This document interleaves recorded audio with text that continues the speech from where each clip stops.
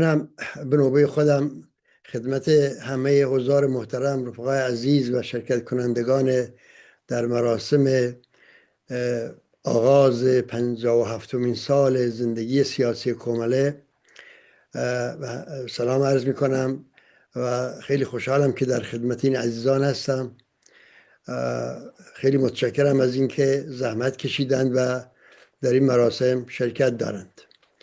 مطابق روال معمولاً سخنرانی روز کومله به زبان کردی ادا میشه و من با عرض معذرت از رفقای فارسزبان ناچارم صحبتامو به زبان کردی ادامه بدم، ولی سعی کردم که خطوط اصلی اون چیزی رو که امروز میخوام خدمتتون عرض کنم به صورت نوشته در اختیار رفقای برگزار کننده مراسم قرار بدم که این رفقا هم بتونن با حداقل با محتوای اون بحثی که ارائه میشه آشنا بشند.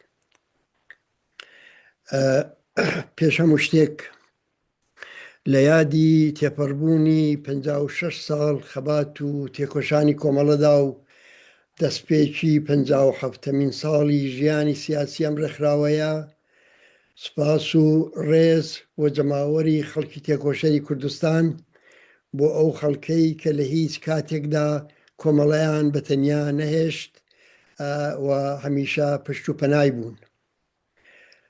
پشت و پەنای بوون لە سەختترین ڕۆژەکاندا، لە خەباتدا، لە هیوادا، لە هەوراز و نشێودا. یادی هەموو ئەو گیانبەخشکردوانەی ڕێبازی کۆمەڵە و حیزبی کۆمۆنیستی ئێران دەکەینەوە کە وەکو ئەستێرەی دەرەوشاوە چ لە ڕیزی پێشمەرگانەدا و چ لە زیندان و سیاچاڵەکانی ڕژیمدا بە بەختکردنی گیانی خۆیان ڕێگای ئێمەیان ڕوون کردەوە. سەری ڕێز دادەنەوێنین بۆ بنەماڵ و سەربەرزەکانیان، ئەو دایک و باوک و خوشک و برا و هاوسەر و منداڵانەی کە بە سەبووری خۆیان وانەی بەردەوامیان فێرکردین. هاوخەمی قوڵی خۆم دەردەبڕم بۆ قوربانیانی ئەو تاوانەی کە دەستی خوێناوی کۆماری ئیسلامی لە ڕۆژانی 18 و 19 بەفرانباری ئەمساڵ و لە تاریکی شەودا ئەنجامیدا و کۆمەڵکوژی کردن. یادیان بەرز و بەڕێز بێت. درود دەنێرین بۆ زیندانیانی سیاسی خۆڕاگر، ئەوانەی کە لە زیندانیشدا سەربەرزانە لەسەر ئامانجەکانیان بەردەوامن.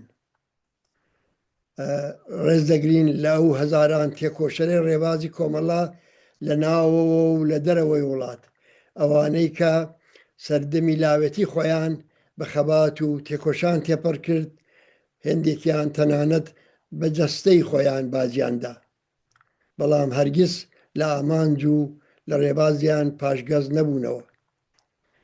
یادی هاوڕێی دامەزێنەر کاک حوسێنی کەریمی دەکەینەوە، ڕێبەرێک کە لە یادی هەموماندا بە زێر نووسراوە و ئەم ڕۆژە بە ئیفتیخاری ئەو نێودێرکراوە. بەڕێزان، ئەمڕۆ لێرە کۆبووینەوە نەتەنها بۆ بیرهێنانەوەی مێژوویەک، نەتەنها بۆ ڕێزلێنان لە ناوێک، بەڵکو بۆ زیندوڕاگرتنی ڕێگایەک، بۆ زیندوڕاگرتنی ڕێبازێک. 56 ساڵ لە دامەزراندنی کۆمەڵە تێپەڕی، 56 ساڵ خەبات، 56 ساڵ ڕاوەستان و مقاومەت، 56 ساڵ هیوا و ئازار، کەوتن و هەستانەوەی دووبارە. ئەمڕۆ لە یادی ئەم یادەدا باسێک دەکەین لەسەر وەزعی کوردستان و ئێران. بارودۆخی کوردستان و ئێران بە جۆرێکە کە دەتوانین بڵێین لە ناو قوڵترین قەیرانی سیاسی مێژووی هاوچەرخی خۆیاندان. قەیرانێک کە تەنها قەیرانێک نییە کە ڕووی لە دەسەڵات بێ، بەڵکە قەیرانی داهاتووشە، قەیرانی ئەو پرسیارەیەکە بەرەوچۆ ئەڕۆین، پرسیارێکە وەڵامەکەی لانیکەم لە کورتماوەدا ناڕوونە. کۆماری ئیسلامی لە کاتێکدا کەوتۆتە بەردەم ڕووخان کە جێگرەوەکەی ئامادە نییە. دوای کۆمەڵکوژی 18 و 19 بەفرانبار کەم نین ئەو کەسانەی کە ئازاری چزووی ئەو ڕێژیمەیان چێشتووە کە دەڵێن بە ئەو ڕێژیمە بڕات هەرچی دەبێ با ببێت. ئێمە بە قوڵی لەو هەستە تێدەگەین. ئێمە دەزانین کە چ تووڕەیەک لە ناخی ئەو کۆمەلگایەدا پنجی خواردوێتەوە. ئەو هەستە بە تەواوی قابلی دەرکە.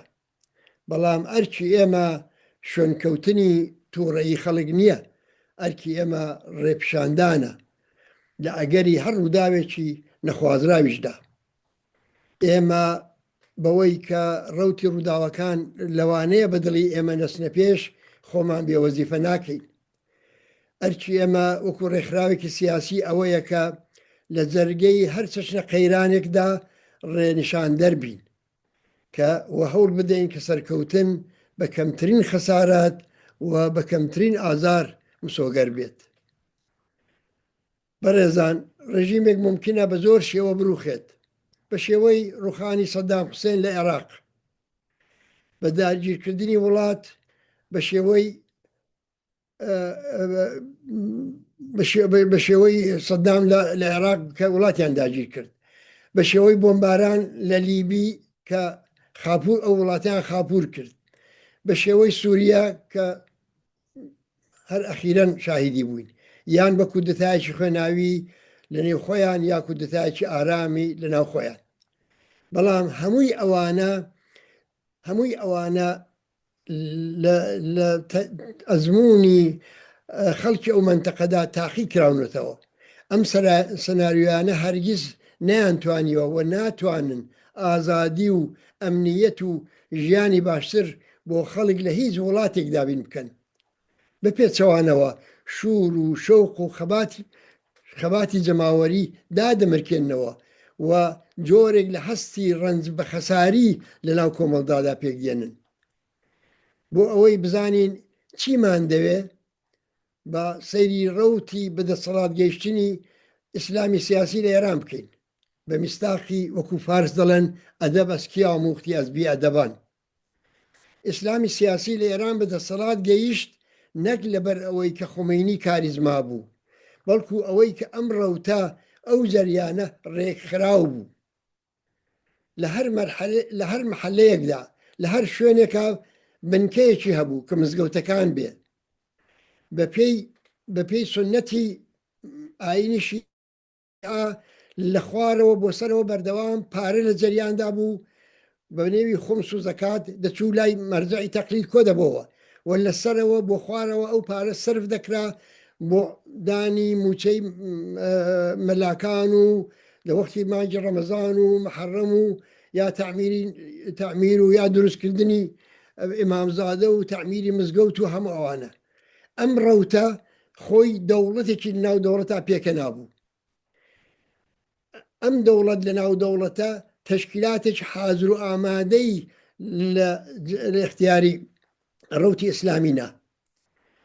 جایتر نامەوێت زۆر لەسەر وردەکاریەکانی بچم، هەڵەی نێرانی ڕژیمی شاش ئەوە بەجێی خۆی، هەڵەی بێدەنگ ئەو ئیمتیازانەی کە ڕژیمی شاش دای بە جەریانی مەسەبی، ئەوانە هەمووی هۆکار بوون کە وە دوای بێدەنگکردنی ئەرتەش و سپاش و بێلایەنکردنیشی ئەوانە هەمووی بەجێ خۆیان هۆکار بوون. بەڵام ئەوەی کە من دەمەوێ لێرە تەکیدی لەسەر بکەم ئەوەیە کە ئەوان ڕێکخراویان پێکە نابوو لە هەر محەلەیەک لە هەر شوێنێکی کار و ژیان و بەهۆی شەبەکەیەکی بەربڵاوی مەسەبی وەکو تۆڕێکی جاڵزاڵوکە بەیەکەوە لە سەرتاسەری ئێران هۆندرا بوونەوە کەوایە بەدیلی مەطلوبی ئێمە بۆ جێنشینی ئەو ڕژیمەش ئێستا ناتوانێت غەیری ئەوە بێت. ئێمەش دەبێت بتوانین وەکو تۆڕێکی لێک هەڵپێکراو لە سەرتاسەری ئێران ئەو ناوەندانەی کە دەسترسیان بە جەماوەر هەیە و جەماوەر بیر و ڕای جەماوەر کاردانەوەی تیاندا هەیە و دەور و نەخشی جەماوەر تێدا خۆی دەنوێنێ، ئەوەمان پێکێ نابێ و پێکی بێنی. تا کاتێک ئەو ڕایەڵە دروست نەبوو بێ، تا کاتێک ئەو تەشکیلاتە دروست نەبوو بێ بە هیچ کاریزمایەک و تەنانەت دەتوانم بڵم بە هیچ حیزبێک بەدیلێکی شۆڕژگەرانە کە بتوانێ ئاڵوگۆڕی بنەڕەتی لەو کۆمەلگایەدا پێک بێنێ شکل ناگرێت. بەڵام بە هەر حاڵ ئێمە دەزانین کە باسی ئەوڕۆمان لەسەر کوردستانە و دەزانین کە لە کوردستان ڕەوتێکی جیاواز بەڕێوە چوو.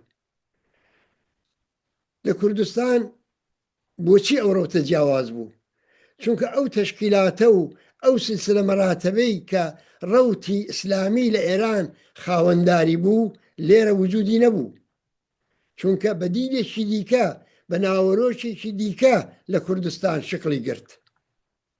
ئەمڕۆ دەمەوێت باسی کوردستانێک بکەم، باسی کۆمەلگایەک بکەم کە قەیران داوێنی گرتووە، بە تایبەت قەیرانی هەژاری و نەداری و بێکاری و بێئاسۆی لاوان. بەڵام هەر ئەو کوردستانە تێک نەچووە، تەسلیم نەبووە، هیواکانی لەدەست نەداوات. دەمەوێت بڵێم کە ئەگەر کوردستان بە واقعی ببیندرێت، ئەگەر بە واقعبینی بیناسین و زەرفێتەکانی بە دروستی بەکاربهێندرێ، دەتوانێت نەتەنها خۆی بەڵکو و کاریگەری لەسەر داهاتووی ئێرانیش بێت. کوردستانی ئەمڕۆ تەنیا ناوچەیەکی جۆغرافیایی نییە. کوردستانی ئەمڕۆ مەیدانی هەڵبژاردننی چارەنووسسازە، هاوکات مەیدانی هەم دەرفەتە و هەم مەترسیە، مەیدانی ئاسۆی ڕوون و تاقیکردنەوەی گەورەیە. ئەم دەرفەتانە ئەگەر بە باشی بەکارنەهێنین، هەمان ئەو مەترسیانەی کە ئێستا دەبێنرێن دەتوانن ڕێگەمان ڕێبگرن، کەوایە سەرکەوتن ئۆتۆماتیک مسۆگەر نییە، دەبێت هەوڵی بۆ بدەین و دەبێت دەرفەتەکان بخۆزینەوە و مەترسیەکان بڕێوێنینەوە. بەڵام دەرفەتەکانمان چین؟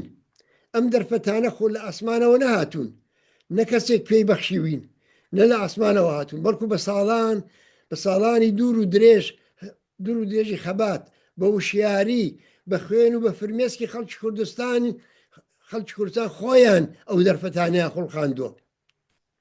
ئەم دەرفەتانە ئێستا چین؟ ئەم کۆمەلگایە سێ تایبەتمەندی بنەڕەتی هەیە کە هەر کامەیان بۆ خۆیان دەرفەتێکی هێوابەخشیان بۆ خوڵقاندوین. یەکەم بۆتە کۆمەلگایەکی سیاسی. سیاست لێرە هەواڵێکی کاتی نییە، ڕەوتێک نییە کە لە کاتی دیاریکرا و بەرز و نزم بێتەوە. سیاست لە ناخی ئەو کۆمەلگایەدایە، سیاست بە ناخی ئەو کۆمەلگایەدا ڕۆچووە. بەشێک لە ژیانی ڕۆژانەی خەڵک لە شەقام و لە کۆڵان و لە ناو بنەماڵە و لە شوێنی کار و ژیان بەردەوام تێکەڵاوی سیاسەتە. هەموو حرەکەتێک، تەنانەت ئەگەر حرەکەتێکی سنفی و پیشەیش بێت، لە ناخی خۆیدا لەم ناوچەیە لە کوردستان سیاسیە و ئەوە بەرهەمی دەیان ساڵ خەباتی بێپسانەوەیە، چ لە دەورەی ڕژیمی پاشایەتی و چ لە 47 ساڵەی دەورەی حکوومەتی ئیسلامی لە ئێراندا. دووهەم کۆمەلگایەکی مەدەنیە. تەنانەت لە تاریکترین ساڵەکانیشدا خەڵک ڕێگای ڕێخستن و بەیەکەوە کارگرتنی دۆزیوەتەوە. ئەمە لە درێژەی باسەکاندا هەوڵ دەدەم زۆرتر بچمە سەر ئەو خاڵەیان. سێهەمیان کۆمەلگایەکی وشیارە، دەزانێت کەی پێشڕەوی بکات، کەی بەرگری بکات و تەنانەت کەی پاشەکشە بکات. ئەگەر بمەوێ لێرە لە ناو تایبەتمەندەکانی کوردستان گرنگترینیان دەنشان بکەم، ئەوەیە کە کوردستان هیچ سەنگەرێکی بەبێ مقاومەتی وشیارانە چۆڵ نەکردووە. 47 ساڵ واتە سێنەوە ڕاوەستان. هێندێک دەڵێن ئایا تەنها کوردستان بەرگری کردووە؟ نا، خەڵکی ئێرانیش ڕاوەستاون، خەڵکی ئێرانی بەگشتی مقاومەتیان کردووە. زیندانی کراون، ئەشکەنجە کراون، ئیعدام کراون، گیانیان بەخت کردووە لە بواری جۆراجۆردا و دەستکەوتی بە نرخیشیان بووە. ئەگەر گومان هەیە لەوە یاکە ئەو خەباتەی کە کۆمەڵانی خەڵکی ئێران لە ماوەی 47 ساڵەدا کردویانە دەستکەوتی هەبووە، بە چاوێک لە ئێرانی ئەمڕۆ بکەین و بەراوردی بکەین دەگەڵ سەرەتاکانی ساڵەکانی 60 لە کولتور و فەرهەنگی خەڵیدا، لە ژیاندا، لە شوێنی ژن لەو کۆمەلگایەدا. ئەم گۆڕانکاریانەی کە پێکهاتوون هەمووی کە سیمایەکی کاملەن جیاوازی ئەمڕۆی لەگەڵ ساڵانی پێشووتر و لەگەڵ سەرەتاکانی دامەزرانی کۆماری ئیسلامی بە کۆمەلگای بەخشیوە هیچ کامیان خەڵاتی ئەو ڕێژیمە نەبووە. هەمووی ئەوانە سەنگەر بە سەنگەر بەسەر ئەو ڕژیمەدا داسەپاون، لە پێناوی هەمویاندا سەرهەڵدان بووە، قوربانیدان بووە و ڕنج و ئازار بووە، بەڵام دەستکەوت بووە. وەختێک بوو تەنانەت شەترەنج لە ئێران حرام بوو، دوای ئەوە ویدیۆ حرام بوو، ماهوارە حرام بوو، ئینترنێت، ئەوانە هەمووی وردە وردە هاتنە ناوژیانی خەڵکەوە. ئەوانە لە نەتیجەی خۆڕاگری بەدەستهاتوون، لە نەتیجەی تەسلیم و خۆ بەدەستەوەدان ئەو دەستکەوتانە بەدەست نەهاتوون. لەو ڕۆژەوە کە ڕژیم ئیسلامی هاتووە سەرکار بەردەوام مبارزە بووە، ژنان، کرێکاران، خوێندکاران، خەڵکی پەراوێزنشینی شارەکان، ئەمانە هەمووی بووە. بەڵام ئەدی بۆچی باسی تایبەتمەندی کوردستان دەکەین؟ ئەگەر خەباتی پر دەستکەوت، خەباتی پراوپڕ، خەباتی پڕ لە فیداکاری و ڕەنج ڕەوتی سەرەکی ئەو کۆمەلگایە بووە بە کوردستان و بەغێرە کوردستانیشەوە، بزانین تایبەتمەندی کوردستان لە چیدا بووە. تایبەتمەندی کوردستان لەو مقاومەتەدا بووە کە مقاومەتێکی ڕێکخراو بووە. ئەوە خاڵی سەرەکیە. لێرەدا ڕاستێک هەیە کە دەبێت بە بەرزترین دەنگ دووپاتی کەینەوە. ئەویش ئەوەیە، مقاومەت هەمیشە کەم هەزینەترە لە خۆ بە دەستەوەدان و لە تەسلیم بوون. ئەگەر بۆ خەڵکی کۆمەڵانی خەڵکی ئێران وا بووە، بێگومان بۆ دەستکەوتەکانی ئەو مقاومەت و خۆڕاگریە چونکە ڕێکخراو بووە، چونکە وشیارانە بووە، گەلێکیش بەرچاوتر و بەردەستترە. خەڵکی کوردستان دوای ڕووخانی ڕژیمی شا بۆ ماوەیەکی کورت بەڵام بە قوڵی تامی ئازادیان چێشت. شۆڕاکان دروست بوون، دەسەڵاتی جەماوەری لە خوارەوە شکلی گرت، بیری جیاواز بە ئازادی گفتوگۆیان لەسەر کرا، کولتوری کۆمەلگا گەشەی گەورەی کرد و هەر بۆیەش بوو بەڕاستی حکوومەتی ئیسلامی نەیتوانی ئەم کۆمەلگایە قبول بکات، هێرشیان کرد، هەوڵیاندا سەرکوتی کەن. خەڵک بڕیارێکی مێژووی گەورەیاندا، مقاومەتی چەکدارانە، بەرگریەکی ڕەوا بەرامبەر بە هێرشێکی ناڕەوا. لەو کاتەوە تا ئێستا ئێمە بە دەرزوەرگرتن لە جەماوەری خەڵک بڕیارمان داوە کە هیچ سەنگەرێک بەبێ مقاومەت چۆڵ نەکەین، چونکە ئەوە مقاومەتکردنە کە تەلەفات کەمتر دەدا، کە ئازاری خەباتەکەمان بۆ کەمتر دەکاتەوە. تەنانەت دەتوانم وەکو میسالێک ئەوەتان عەرز بکەم، لە 2 ساڵی ڕابردوودا، 2 ساڵی ڕابردوودا بەرامبەر بەو ڕێککەوتنی ئەمنیەی کە لە نێوان ئێران و عێراقدا کراو بۆ کێشەکردنی بۆ چۆڵکردنی شوێنی کار و ژیانی فعالیەتمان، ئەو ئەزموونەمان ئێمە ڕەچاو کرد. ئێمە ئامادە نەبووین داوتەڵەبانە تەنانەت کاتێک کە نەمان دەتوانی مقاومەتێکی زۆر کاریگەری مادیش بکەین. مقاومەتەکەمان تەنیا مقاومەتی دیپلۆماتیک بوو، مقاومەتی سیاسی بوو، مقاومەتی تەبلیغی بوو، بەڵام ئەو مقاومەتەمان بەرهەمی هەبوو. بەڵام باسی خەباتی چەکداری بکەین لێرە. ئایا مقاومەتی چەکداری لە توولی ئەو ساڵانەی کە بەڕێوە چوو خەباتی چەکداری لە گۆڕەدا بوو، خەباتی پێشمەرگیان لە گۆڕەدا بوو، مقاومەتێکی هەڵە بوو؟ گەلێک کەس دەپرسێ، ممکنە بڵێن نابەوەخت دەستاندا خەباتی چەکداری، گەلێک کەس دەپرسێ تەوازنی قوا بە قازانستان نەبوو. ئەوە ڕاستە کە توانایەکانمان لە ڕووی نظامیەوە سنووردار بوو، بەڵام هەروەکو ئەرزمکردن خەڵک ئەوە فێر ببوون، تەسلیم بوون ئاسایش و ئەمنیەت ناهێنێ. ئێمە پێش دەستبردن بۆ چەک گفتوگۆ لەگەڵ دوشمنمان تەجروبە کرد، بەبێتەوە هەموو بەبێ خۆشباوەڕی، بە خەڵکمان کوت دانوستان لەگەڵ فاسیدترین دژمنیش بەشێکە لە خەبار لەگەڵ لە دژێ و دژمنە بەڵام ماهیەتی ڕژیممان ناسی بوو دەمانزانی درەنگی ئازوو هێزی ڕژیم هێرش دەکات سەر کوردستان هەر بۆیە چەکمان لەشانماندانەنا و ئامادەماینەوە تا قەناعەتی ئێمە ببێ بە قەناعەتی جەماوەریش هاوکاری هێزە سیاسیەکانمان تەجربە کرد بەرەی یەکگرتومان بەرامبەر دژمن تاقی کردەوە دەستکەوتمان چی بوو دیفاع بوو لە کەرامەت لەوەش مهمتر پاراستنی گیانەکان ئەوانەی کە پێیان وایە کوردستان بەهۆی مقاومەتەوە تەلەفاتی داوە قوربانی زۆرتری داوە بۆ ئاگاداری ئەوانە بە حسابێکی هەروە سادە بکەین لە سەرەتای ساڵە شەستەکانی هەتاوی هەزاران کەس لە شارە گەورەکان کوژران لە ساڵی 1367 هەزاران زیندانی لە چەند هەفتەدا لە زیندانەکان ناجوامێرانە کۆمەڵکوژ کران لەناو ئەو هەزارانە سەد لاوی کورد سەد ناوی کورد نابینی بەڵام لە کوردستان جیاواز بوو نەک بەهۆی ئەوە کە گۆیا ڕژیم بەزە یەک نیشان دەدا بەرامبەر بە کوردستان بەڵکو بەهۆی مقاومەتی ڕێکخراو مقاومەتی هۆشمەندانە بەرگری ئێمە شەڕی ئێمە شەڕی مان و نەمان نەبوو شەڕی هەرمان بوو فێر بووین لەکوێ بوەستین لەکوێ پێشڕەوی بکەین لەکوێ پاشەکشە بکەین فێر بووین زەرفێتەکانی کۆمەلگا لەبار نەبین لە شەڕی کۆنەپەرستانەی 8 ساڵەی ئێران و عێراقدا گیانی بە سەدان هەزار لاوی کوردمان پاراست نەمان هێشت لاوانی کورد ببنە گۆشتی بەرتۆپی شەڕێکی کۆنەپەرستانە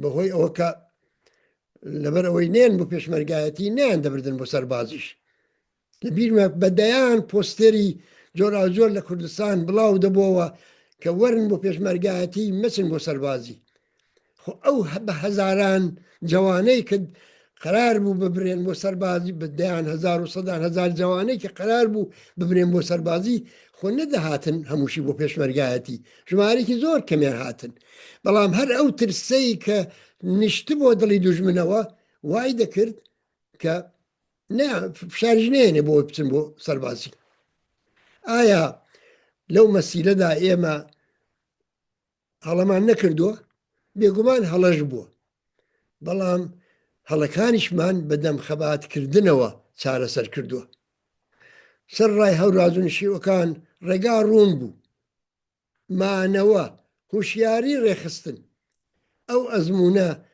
بەڵام ئەو ئەزمونە تەنیا لە خەباتی پێشمەرگانەدا نەمایەوە ئەم ئەزمونە گواستراوە بوونە وردە گواستراوە بۆ ناو شارەکانیش بۆ خەباتی مەدەنی لە کاتێکدا کە جمهوری ئیسلامی لە ئێران لە لوتکەی دیکتاتۆریەت و سەرکوتگەری خۆیدا بوو لە کوردستان ڕۆژی جیهانی کرێکار بەڕێوە دەچوو لە شاری سنە لە پاساژی عزەتی لە ساڵۆنی تەختی لە شاری سەقز لە گۆڕەپانی جۆراجۆر لە ساڵەکانی 1960 و 1970 کە ئەو ساڵانە زانن چ ساڵانێکی تاریک بوو لەسەر بەڵام ڕۆژی جیهانی کرێکار بڕێوە دەچوو ڕۆژی جیهانی ژن بڕێوە دەچوو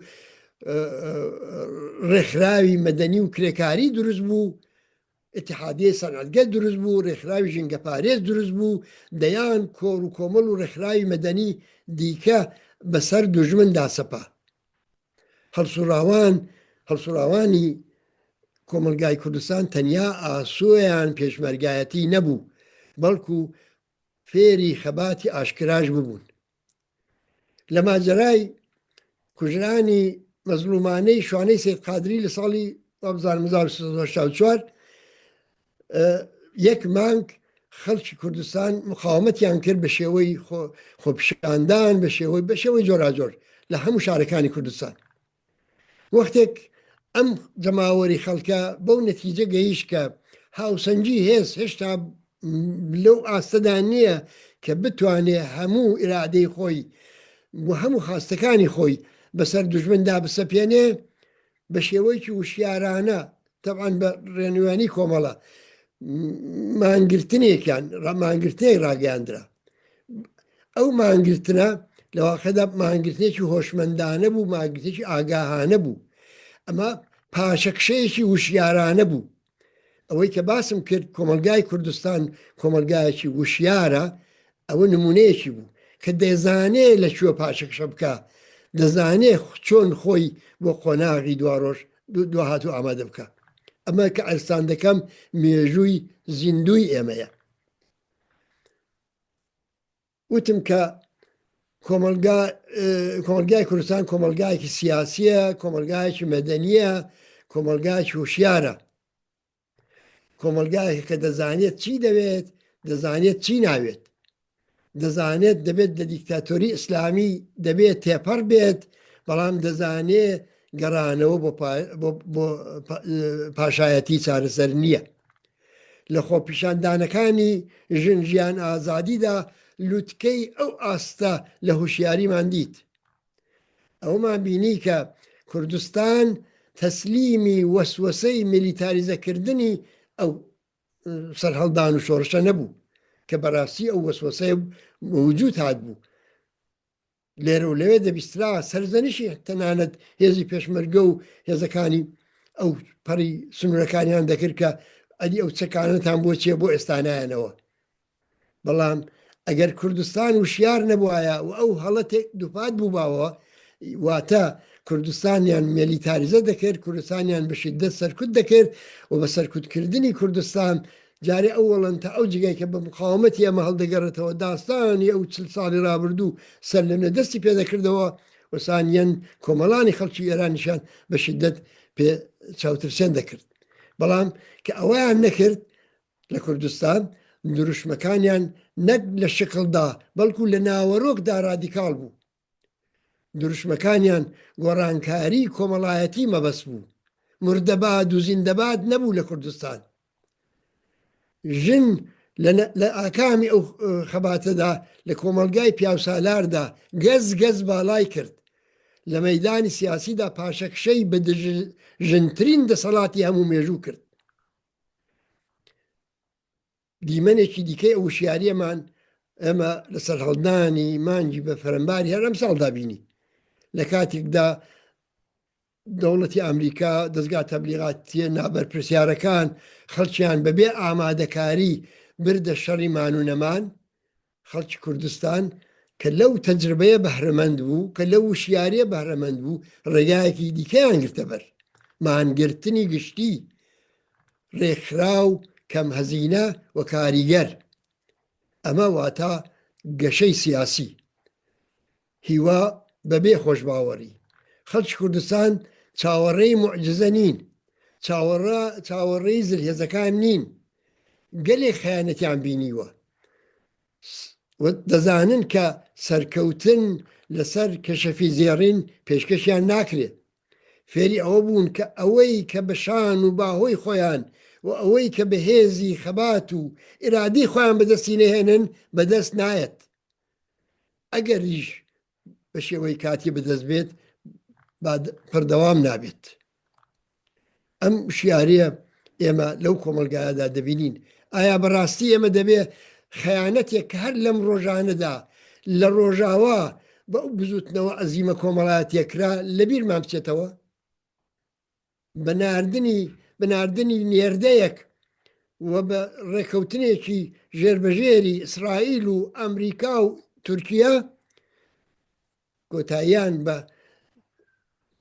کەم و زۆر کۆتاییان بە بزوتنەوەیەکی کۆمەڵایەتی بەهێزی کە گوڵی سەرتۆپی هەموو بزوتنەوەکانی ڕۆژهەڵاتی ناوەڕاست بوو هێنا یا خەریکن دەیهێنن. ئەمە لە تەجربەی خەڵکی کوردستاندا تەجربەیەکی زیندووە. بۆیە دەڵێم لە کۆمەلگای ئێمەدا بەخۆشیەوە دەڵێم ئەوەی کە خەڵک دەزانێت کە ئەوەی کە بە هێزی باز و ئیرادە و توانایی خۆیان بەدەستی نێنن بەدەست نایەت. بەڵام ئازیزان، هەموو دەرفەتێک لەگەڵ خۆیدا مەترسیش دێنێت بۆ نمونە ئێمە هەمیشە دەڵێن کوردستان کۆمەلگایەکی حیزبیە. فرە حزبی بوون لە کوردستان هەم سەرمایەیە بەڵام هەم مەترسیشە. ئەگەر ڕێک نەخرێت ئەگەر ڕێک نەخرێت دەتوانێت ببێتە هۆی کێشەی ناوخۆیی، بە تایبەت ئەگەر سنەتی حزبی چەکداریش بێتە نێو ئەو بابەتەوە. بۆ نمونە من بۆ نمونە ئەرستان دەکەم لە حەوت مانگی ڕابردوودا حەوت حزبی سیاسی چەکدار لە کوردستان خەریکی دیالۆگ و گفتوگۆن. بەڵام ئەو حەوت مانگە دیالۆگ و گفتوگۆ تەنانەت نەیگەیاندن بە جێگایەک کە ڕەزامەندی هەموو لایەک دابین بکات. ئەمە مانای ئەوەیە کە ئێمە دەگەڵ کەیسێک دەگەڵ قەزیەکی ئاڵۆز بەڕۆڕووین. با لەوە بگەڕین کە چی گیر و گرفتێک لە ڕێگادا بوو یا هۆکارەکانی، بەڵام ئەو واقعیەتە کە بوونی هێزی چەکدار، بوونی ئەو هاوسەنگی کە ناو هێزانەدا هەیە، ئەگەر ڕێگای بۆ نەبیندرێتەوە، ئەگەر ڕێگ نەخرێتەوە و ئەگەر نەناسرێ بە وردی، ئەوە دەتوانێت یەکێک لەو مەترسیانە بێ کە لە جیاتی ئەوەی ببێ بە دەستکەوت، ببێ بە جێگای نیگەرانی بۆ کۆمەڵانی خەڵکی کوردستان. هەڵبەت ئێمە ناومێد نین لەوە ڕێگای بۆ بینەوە، پێمان وایە ئەو ڕێگایە هەیە، ئەو چارەسەر دەبێت بدۆزرێتەوە، بەڵام ئەوە بە بەشداری جەماوەری خەڵک دەکرێت، بە ئاشنابوونی جەماوەری خەڵک دەگەڵ گیرگرفتەکان دەکرێت، بە ناسینی ئەو مشکلاتە دەکرێت کە لە ڕێدایە و بە دەخالەتی جەماوەری بۆ پوسەڵکردنەوەی هەر نەوع مقاومەتێک کە لە ڕێگای چارەسەرکردنی ئەو گیرگرفتە هەیە. ئێمە بەهەرحاڵ وەزیفەمانە ئەمڕۆ بە یاسبەی ئەم مەترسیە بڕەوێنینەوە. مەترسێکی دیکە سیاسەتی دەوڵەتی مەرکەزیە، سیاسەتی کە مەشهورە بەوەی ناکۆچی بنێەوە و حکومڕانی بکە. ئەم سیاسەتە ئامرازێکی هەمیشەیی دەوڵەتە ناوەندگراکانن،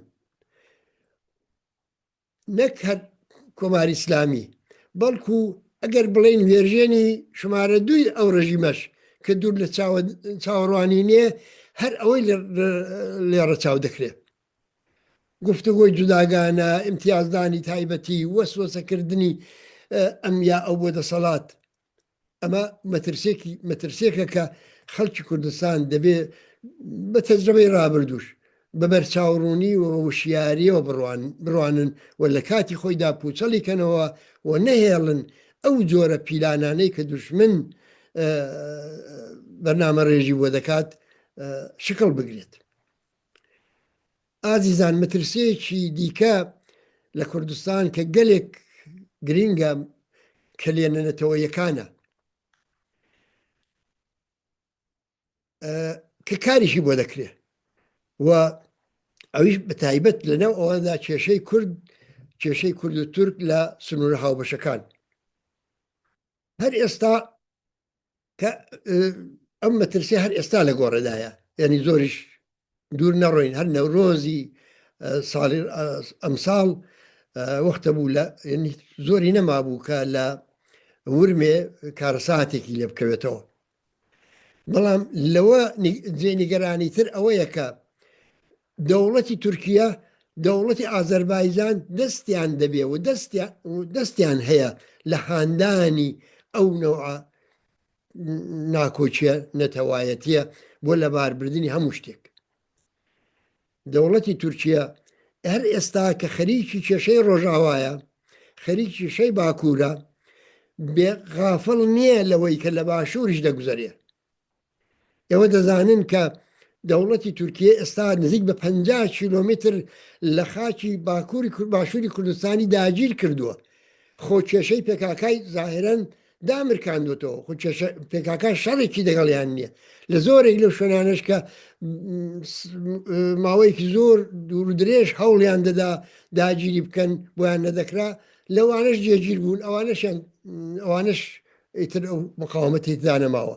ئەدیگە وایە خاکی کوردستان بۆ چۆڵ ناکەن؟ ئەگەر وایە بۆچی حتا بەرووبوومەکەشی دەبن، دارەکەی دەبڕنەوە، زەیتونەکەی دەچنەوە. بۆچی وا دەکەن؟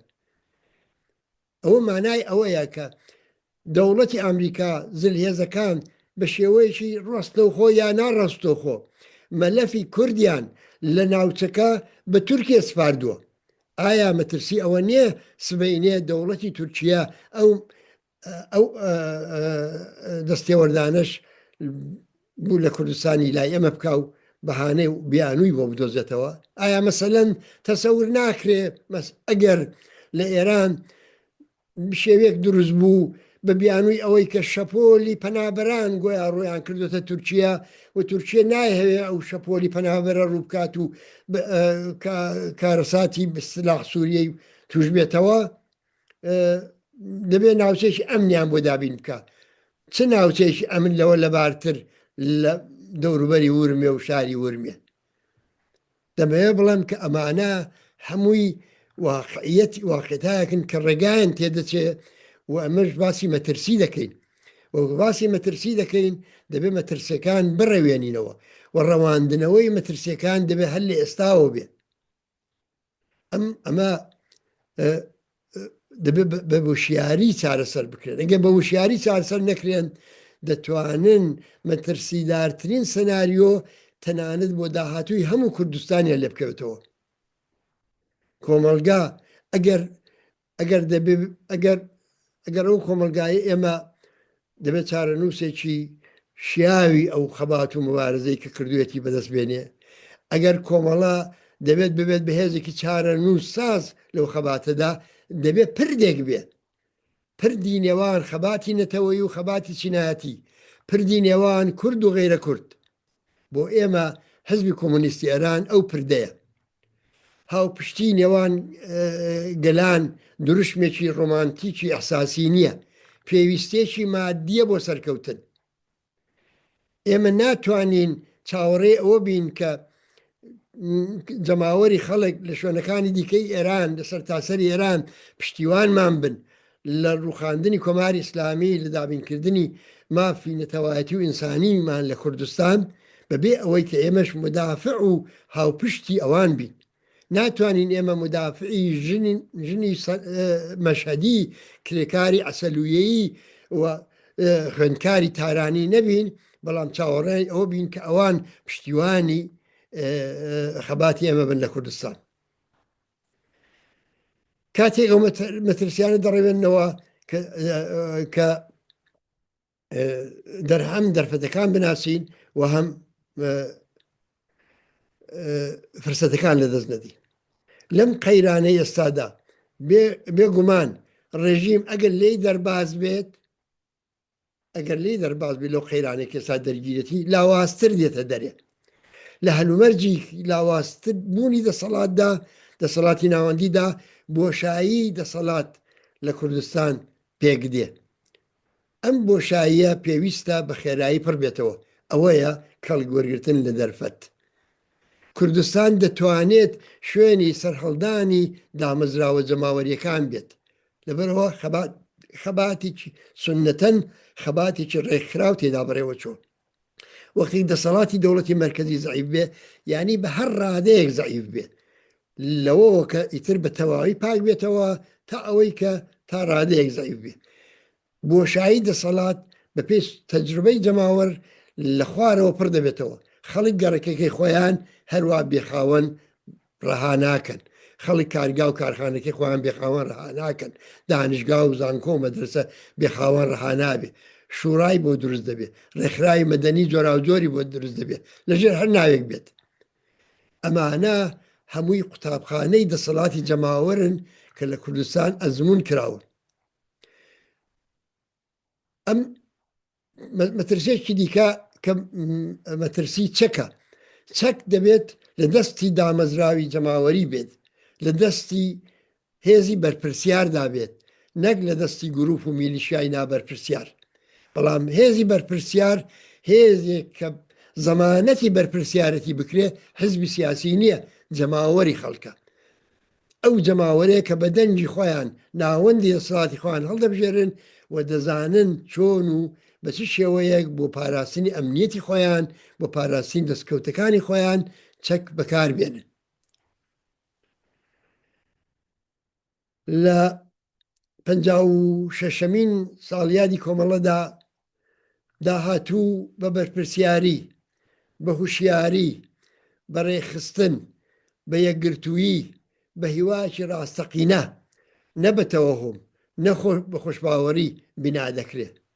بێگومان ڕێگاکە تا ئێستاش سەخت بووە، لەوە بەولاوەش ئاسان نابێت، بەڵام تا ئێستاش بێسوود نەبووە و بێدەستکەوت نەبووە و لەو بەولاوەش بێدەستکەوت نابێت.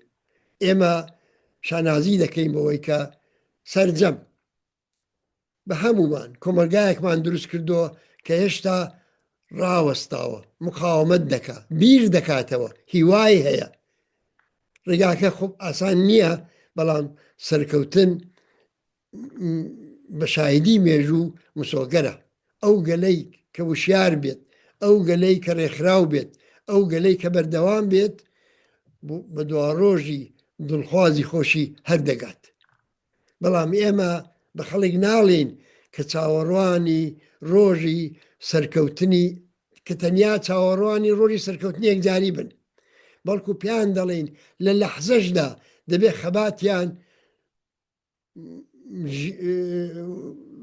وەلەو هەنگاوێکی زۆر بچکۆڵەش بێ ژیانیان باشتر بکات. ئێمە شۆڕژگێڕی تەنیا سەردەمی شۆڕژ نین، بەرهەمی خەباتی ئەم خەڵکە، بەرهەمی خەباتی ئێمە لە ناو جەرگەی ئەو خەڵکەدا لە هەر خۆناغێکیشدا دەبێت ڕنج و ئازارەکانی جەماوەرکەم کاتەوە، دەستکەوتی مەلموس و دیاریکراوی لە پێناوی باشترکردنی ژیانیان هەبێت. ئەوەیە ئەو ڕەمزی بەردەوامبوونی ئێمە.